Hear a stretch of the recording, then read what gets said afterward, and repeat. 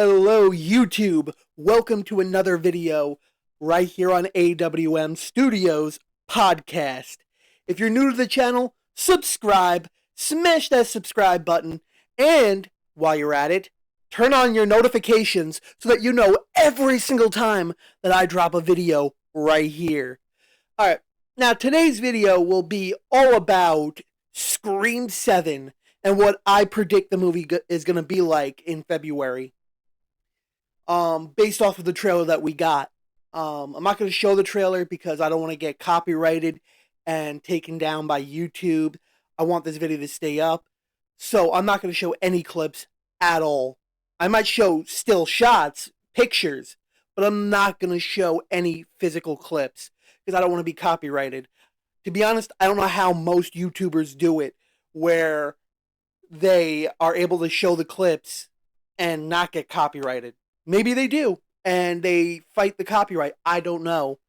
But at the end of the day, here we are, AWM Studios podcast, James Wolfe, talking about Scream 7, baby.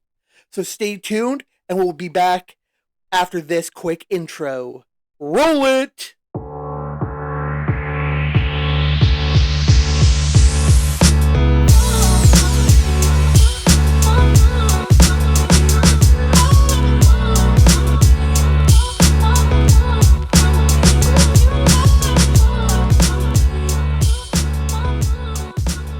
Now, talking about Scream 7 for a minute. Talking about it is going to make us, well, no. So, let's talk about it. In Scream 7, it opens up, at least, again, I'm going only based off the trailer. I haven't seen the movie. I haven't seen anything when it comes to the movie. But with the Scream 7 trailer, you see shots of, like, Tatum, what's her last name? Tatum Prescott, Sydney's daughter. You see Tatum's friend group, which has McKenna Grace in it, which I cannot wait to see. McKenna Grace is one of my favorite actresses. She's just wonderful as an actress in everything she does. Hoping and praying that McKenna Grace ends up being a red herring killer, where she's not really a killer, but she's looked at and acts like she could have been a killer. Because there's a theory, a rumor, a pattern that goes around on these Scream movies where anybody that wears blue plaid ends up being either the killer or ends up being a red herring fake out killer.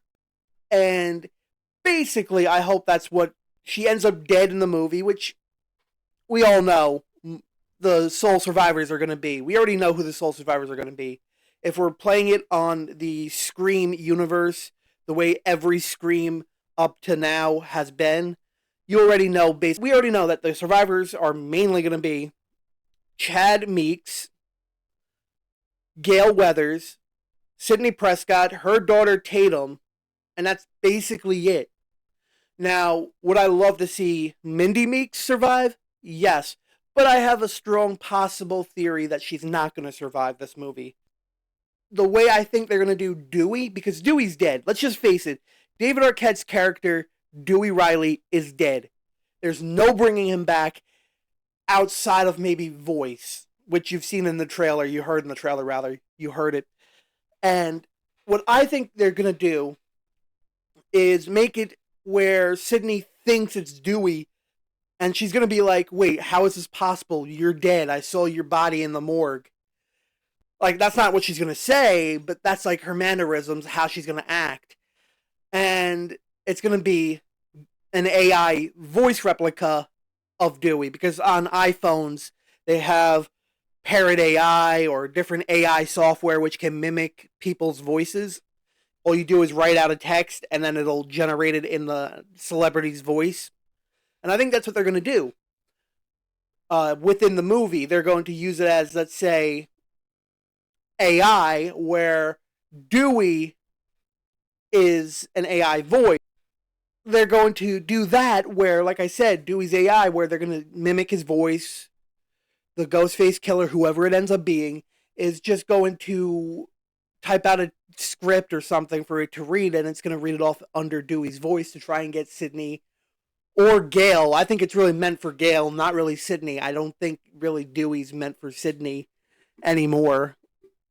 I think basically this Dewey fake out is meant for Gale, and it's going to be Gale, Mindy, and Chad that go there. The human pincushion, I call Chad now, because I mean his character should have died at the end of Scream 6.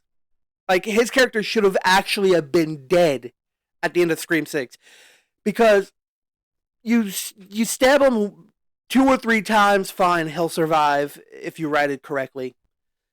But you stab him like 30, 40 times. I mean, I'm over exaggerating. It was probably like 15 to 20 times. But you stab him that many times, he's gonna die. Like, if it's realistic, which, face it, these movies are not realistic, and they shouldn't be taken that way. But if it was realistic, Chad would have ended up dead after about the 12th stab, or the 15th stab, or the 25th stab. He would have ended up dead, especially when it's 2 people stabbing him. Sorry for that motion, but I'm digressing. Anyways, you also have a scene in the trailer where you finally meet Mark Evans, aka Joel McHale. That's going to happen throughout the course of this video, is that I'm going to forget people's names. Please bear with me.